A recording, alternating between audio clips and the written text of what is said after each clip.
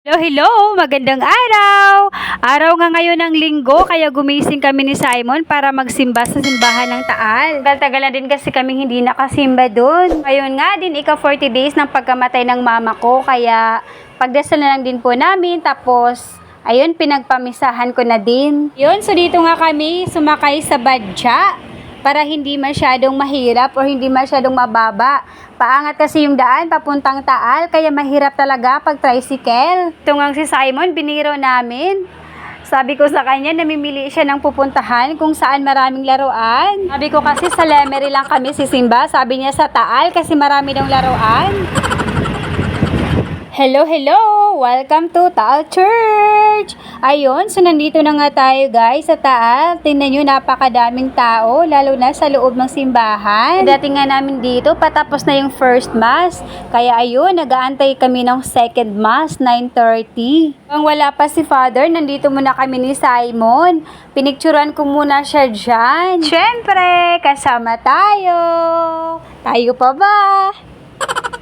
Video na, naka-video. Naka-video ko para sa lang. Ang galing ng bebe ko. Magdasal para sa mama ko. Para na sa langit. Galing. Hindi pa po 9:30, nag-ikot-ikot muna kami dito sa loob.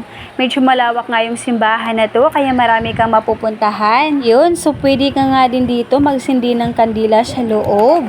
Paghulog ka lang ng barya para dun sa kandila.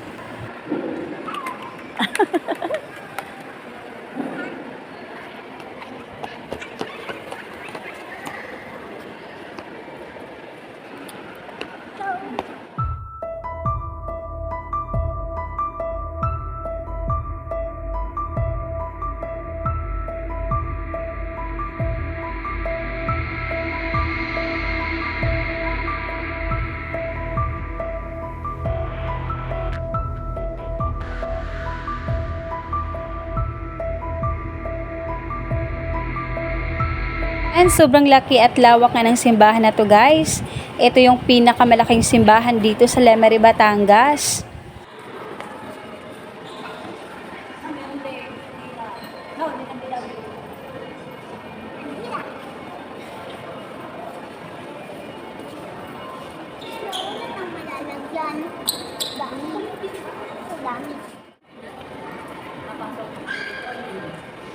Anak Simon. Hold na to. Hold mo na po.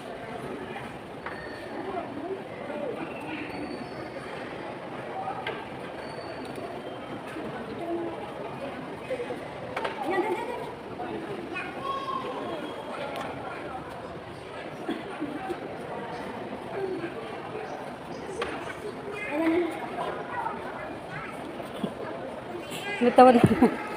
Abot na daw.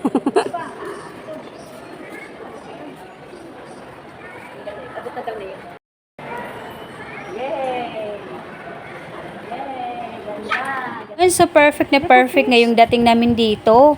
Kasi habang hindi pa 9:30, nag-ikot-ikot muna kami dito sa labas. So makakita mo nga dito na maraming fish. Pwede ka po dito mag-wish.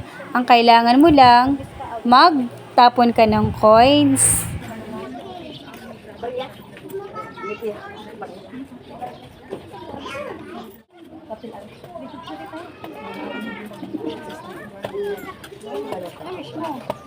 Sana po, ikaw ay malayo ang sakit sa amin. Healthy, good health.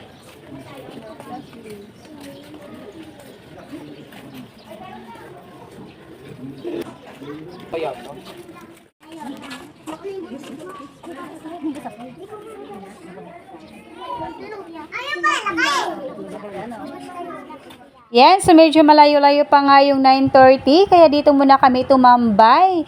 Nakakaalyong ang panoorin yung mga isda. Ang friendly nila, hindi sila takot. Ang gaganda at ang lalaki pa. Oh, big fish. Sige, sa lumi ba na, no? Mama, may kalapati. Kalapati, anak. Kalapati. Dali. Bibili ako. Tabi-tabi po. Tabi po. Oh, yan, tabi po. Ito dyan. Tabi po. Doon.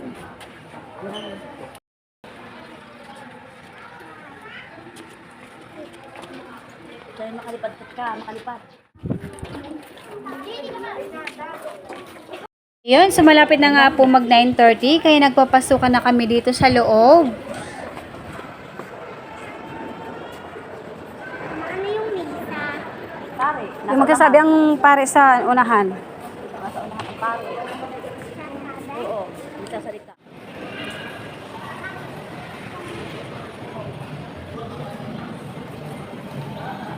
Hi guys!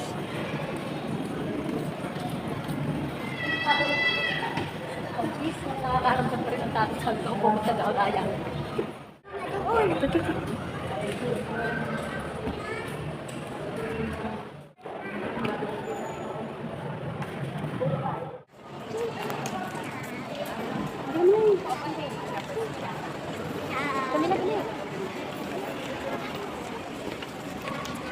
Camila, my mom,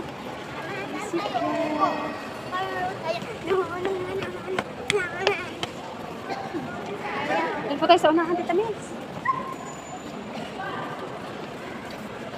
Mama, excited na ako. Hindi nga naman, maluwag. Ang galing sa inyo. Dito tayo. Ang galing naman sa inyo. Lemon.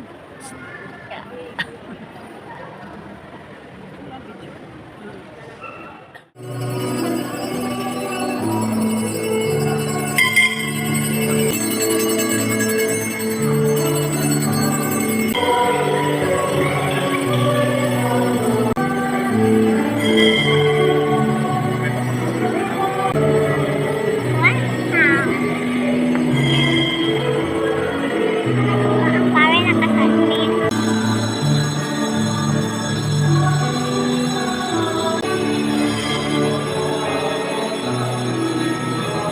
Tao kapag bigay, liligaya ang buhay. Amen? Amen! Sa pananggagawa ninyo, saan pa be generous. Kung natin sasabihin, kulang mo ito sa akin eh. Pinaghirapan ko ito. Bakit makibibigay sa iyo? Pero tunay na pamibigay, hindi nasasaktan. Tapos na misa.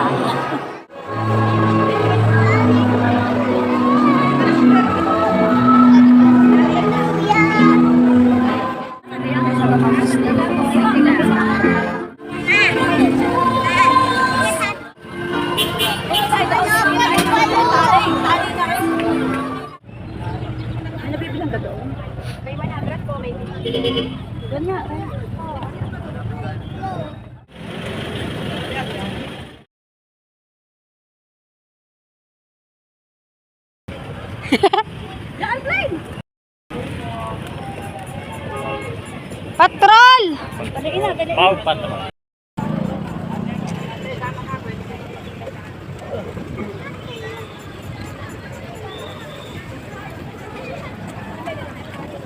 Ay, mga papasalubong na. Playground. Ito sa baba.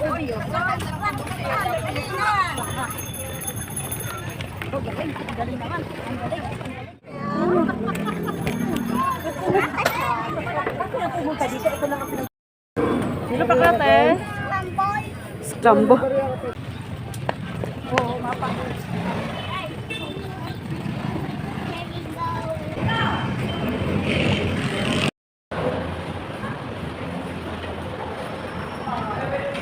we go.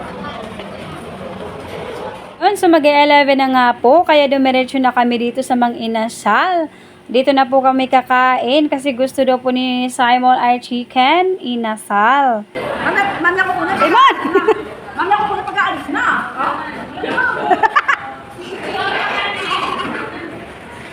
Oh, good job! And so, in-order ko nga dito guys, isang PM2 sa amin ni Simon. Isang order lang kasi medyo malaki-laki kasi yung PM2. Tapos, only rice pa. Masarap kasi kumain dito sa Mang Inasal kasi malalaking chicken at ihaw talaga. Ayun, so pagkadating ko nga dito sa bahay, nagtupi agad ako ng mga nilabhan ko. Yan, so dito ko na nga pinatas yung aking mga shorts sa gilid. So, ito naman yung mga nakahanger. Ito naman yung mga panlakad ko or yung mga jackets. So, dito naman nakalagay yung mga underwear ko. At dito naman po nakalagay yung aking mga pantalon. So, dito naman sa baba yung mga t-shirts ko na pangbahay. So, pinakababa naman ito yung mga shorts ko. So, dito naman sa kabilang Durabox, medyo malaki-laki nga to. So, ito yung kay Simon. Pagbata kasi medyo madami-dami yung mga gamit. Ayun, sa isang Durabox lahat yan kay Simon. Aming Durabox na to doon sa bayan. Napakalaki. So, ito nga po, kung hindi ako nagkamali, ito po ay 3,100. Naman nakalagay yung mga white uniform ni Simon. And so, after ko nga magtupi ng damit, so ito na naman ako. Nag-e-edit na naman ako ng vlog. Ito kasi ngayon ay voice over kasi masabi mo yung mga nararamdaman mo. So pagkatapos ko nga mag-edit ng vlog, dumiretso na kami dito sa tindahan. Kasi si Simon naghahanap ng ice cream. Medyo mainit-init kasi ngayon. Mabanas-banas. Kalay pumutok na naman yung bulkan. Sa 100 piso mo nga dito, marami ka nang mabibili. Kasi yung mga sachet lang ng mga ice cream, ito yung mga tig 13 pesos, 10 pesos.